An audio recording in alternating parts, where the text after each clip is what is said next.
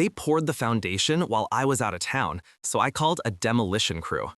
My property is 8 acres of wooded land, valuable for the privacy and the long driveway that winds through pine trees to my cabin.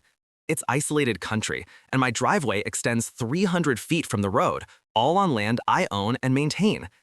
That driveway's been there since the 1980s, and my survey shows it runs entirely within my property boundaries. Nobody questioned where my land ended until Ryan and Michelle from New York City bought the lot next door. They called it their escape from chaos, paid premium, closed fast, and started designing a modern farmhouse.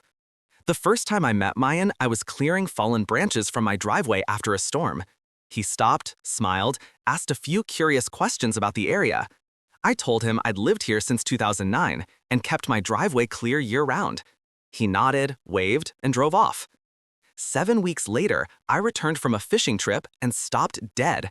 A concrete foundation sat across the end of my driveway, rebar sticking up, forms still in place. A 2-car garage, half-built, blocking my only way in. I called Ryan. He answered calm like nothing was wrong. "Hey," I said, "you've built a garage on my driveway. I can't get to my house." "Oh, we thought that section was ours," he said, "but don't worry, you can drive around through the woods."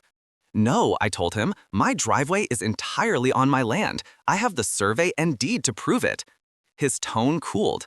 "Our builder measured from the street. The garage is staying. Take us to court if you don't like it." So I took it straight to my attorney, Paul.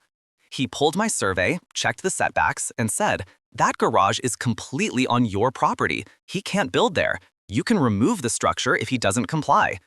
Paul sent Ryan a letter giving him 10 days to demolish what he'd built. Ryan's response came from some Manhattan law firm claiming they'd relied on their builder's measurements and demanding I prove damages. They wanted to negotiate an easement so the garage could stay. Negotiate away my driveway? Not happening. Paul filed for immediate removal.